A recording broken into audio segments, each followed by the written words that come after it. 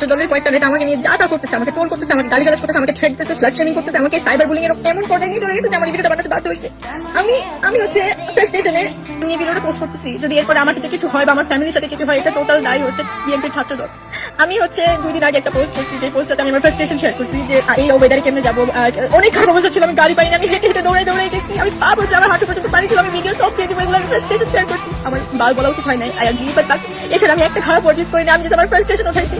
কিন্তু এগুলোর কারণে আমাকে ইমেন্স ট্রোল করা হচ্ছে, স্লাট শেমিং করা হচ্ছে, আমাকে বলছে আমার বাসার অ্যাড্রেস খুঁজে বের করে, আমাকে এটা করবে সেটা করবে, আমার ফ্যামিলি ধ্বংস করে দেবে, আমাকে ধ্বংস করে দেবে, আমাকে রাস্তায় পাইলে এই করবে সেগুলো যা তা বলা, ইমেন্স ট্রোলিং এগুলো পড়ি সারা বছর টিকটক করতে হয়। আমি একটা influencer, I promote brand, I work with brand, আমার কাজ ভিডিও পোস্ট করা। এই ভিডিওটা তোমরা সেভ করো and please make sure that I am live, I don't think যে আমি ঠিক থাকতে পারবো, because they are harming me, they are saying horrible stuff to me.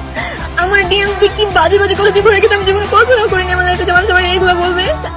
I don't deserve this just because I spoke about my